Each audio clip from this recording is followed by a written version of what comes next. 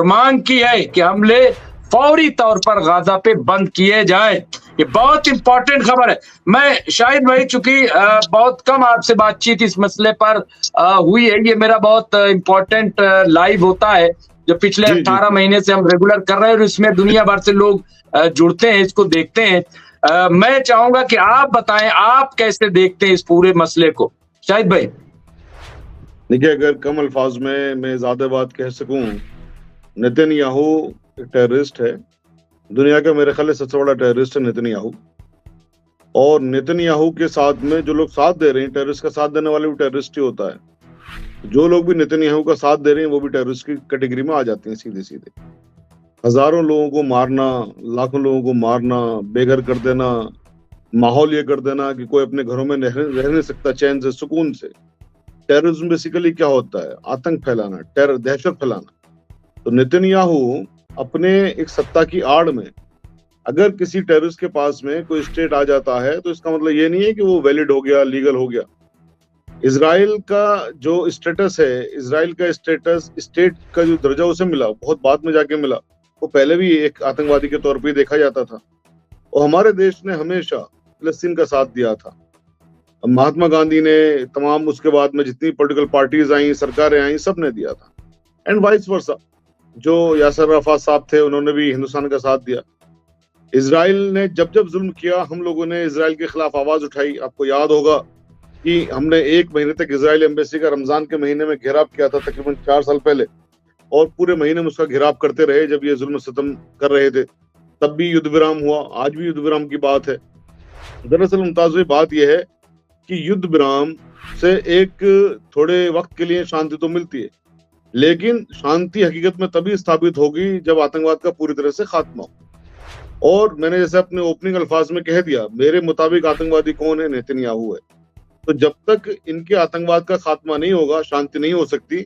ये फौरी जितनी भी चीजें हैं कि साहब बात हो रही है, या अमेरिका ने कहा कि साहब हम धमकाएंगे भी, बात भी करेंगे, परमाणु बम की जो बात है, इंटरनेशनल जितनी भी सारी चीजें हैं, इसका लबे-लुबाब बात का यही है कि आपके पास में अगर इतनी ताकत है, असीमित ताकत है, और आप उसका सदुपयोग ह्यूमैनिटी के लिए नहीं करते हो, लोगों को डराने के लिए करते हो, अपने विस्तार के लिए करते हो, अपने राज्य के विस्तार के लिए करते हो, तो जो हम हिस्ट्री में पढ़ते आए हैं कि जो हलाकू थे या चंगेज खान थे, अपने राज्य के विस्तार के लिए उन्होंने पूरी दुनिया के अंदर नंगा नाच किया मौतों का। आज भी तो तकरीबन वही हो रहा है। तो जब जब हिस्ट्री पढ़ी जाएगी तो मेरे ख्याल है इनका भी उन्हीं लोगों की कैटेगरी में आएगा जिनसे समाज नफरत करता है, जिनसे इतिहास नफरत करता है, जिनसे पूरे दुनिया के लोगों को जो पढ़ाया जाता है कि भाई इस आदमी से हम नफरत करिए, ये लोग ह्यूमैनिटी के लिए बहुत बुरे थे। तो बेसिकली ह्यूमैनिटी के लिए ये लोग नासूर हैं, ह्यूमैनिटी का ये लोग खात्मा करने में लगे हुए हैं। तो मेरा ख्याल ये है कि देखिए, वर्ल्ड पावर की जो अपने रिश्ते हैं कि साहब मैं उसके साथ दूंगा, मैं उसके साथ दूंगा, वो सब चीजें अपनी जगह ठीक है, लेकिन एक पब्लिक ओपिनियन भी होती है। अब जैसे आपने बताया, अभी नूर साहब ने खबर दी कि वहां पर विद्रोह हो रहा है, वहां पर लोग सड़कों पर आ रहे हैं, तो यानी कि खुद इजरायली ही आ रहे हैं ना। इसका मतलब ये है कि तमाम तो यहूदी नेतन्याहू के फेवर में नहीं है, तमाम तो यहूदी इस वार को समर्थन नहीं दे रहे हैं, उनकी वार को, जो आतंकवाद की उनकी वार है। तो जब ये पब्लिक ओपिनियन पूरी दुनिया की बनती है तो फिर एक इनकलाब आता है। अमेरिका क्या करता है, या जितने भी हमने देखा है, हमने वर्ल्ड टावर पर हमला हुआ था, तमाम चीजें देखी। अमेरिका, इराक वाला ही मैटर देखा। अमेरिका एक पब्लिक ओपिनियन तैयार करता है किसी भी दुश्मन के खिलाफ, उस पर हमला करने से पहले, चाहे वो तालिबान रहे हो, कोई भी रहा हो। जब पब्लिक ओपिनियन खराब उनके खिलाफ हो जाती है, उनको आतंकवादी के तौर पर पेश कर दिया जाता है, तो उनको खात्मा करने का काम करता है। लेकिन अकेला पैलेस्टाइन का मसला ऐसा है कि यहाँ पर वो पब्लिक ओपिनियन इनके खिलाफ नहीं खड़ा कर पा रहा, ईरान के खिलाफ नहीं खड़ा कर पा रहा। ऑन द कॉन्ट्रेरी, अमेरिका के खिलाफ पब्लिक ओपिनियन हो रही है, खुद अमेरिका में उनके खिलाफ एहतजाजात हो रहे हैं, आंदोलन हो रही है, उनको दबाने की कोशिशें हो रही हैं, दुनिया भर के अंदर हो रहे हैं, इंग्लैंड में हो रहे हैं, खुद इजराइल के अंदर हो रहे हैं, पैलेस्टाइन तो खैर पैलेस्टाइन में तो होंगे। तो ये चीजें हैं, बेसिकली पब्लिक ओपिनियन पूरी तरह से इन लोगों के खिलाफ है, लेकिन हर जगह सत्ता आंदोलन को दबाने की कोशिश करती है, क्योंकि सत्ताधारियों को तो अपने हित साधने हैं। तो यहाँ पर जिस दिन पब्लिक ओपिनियन के खिलाफ इतनी जबरदस्त तरीके से हो गई कि जब ये लोग कहेंगे, पब्लिक कहेगी इन सत्ताधारियों से भी कि भाई या तो आप सत्ता छोड़ो या फिर आतंकवादियों को खत्म करने की कोशिश करो, तो मुमताज साहब फिर रियल शांति आएगी, दुनिया के लिए हमेशा के लिए शांति आएगी। मुझे नहीं लगता कि इन युद्ध विराम से कुछ फायदा होने जा रहा है ह्यूमैनिटी का, और ह्यूमैनिटी के फायदे के लिए ऐसे लोगों का सर्वनाश होना, खात्मा होना जरूरी है। ये मेरा अपना मानना है सर।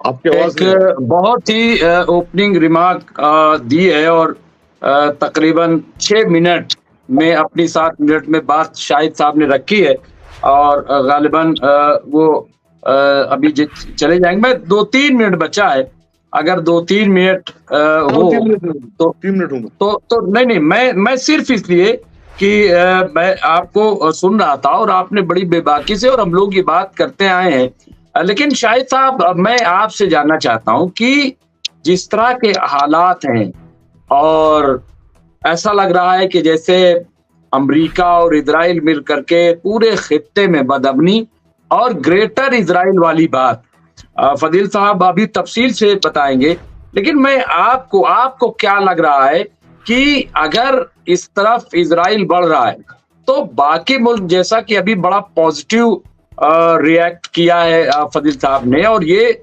बहुत इंपॉर्टेंट बात बताई है। मैं समझता हूं कि ये इजराइल और अमेरिका के नींद उड़ाने वाली खबर है जो फजील साहब ने बताई है। तो क्या आपको लग रहा है कि, क्योंकि हम लोग ये मुसलसल बात करते रहे हैं कि बहुत कुछ बदल रहा है, 7 अक्टूबर 2023 के बाद बहुत बड़ी तब्दीली पॉलिटिक्स में आई है, और जियो पॉलिटिक्स बहुत अलग थलग सी नजर आने लगी है। आपको क्या लग रहा है शाहिद साहब? और उसके बाद मैं फजील साहब से करूंगा कि अगर, और आप अगर कंटिन्यू करेंगे थोड़ा से बाद में भी, अगर चूंकि मेरे ख्याल से संक्षेप में मैं 1 मिनट में बता दूं मुझे क्या लग रहा है। 1 मिनट के अंदर बता रहा हूं मैं आपको। अमेरिका के अंदर आंदोलन हो रहे हैं और ट्रंप को पागल करार दिया जा रहा है वहां पर कि ट्रंप इज ल्यूनेटिक, और एक पागल आदमी के हाथ में सत्ता आ चुकी है।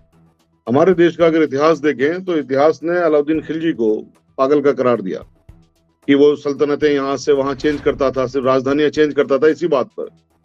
इन्होंने तो खुनम खान कर रखा है, पूरे दुनिया की इकोनॉमी खराब कर दी, खत्म करने पे तुले हुए हैं, ह्यूमैनिटी के दुश्मन हैं ही पूरी तरह से।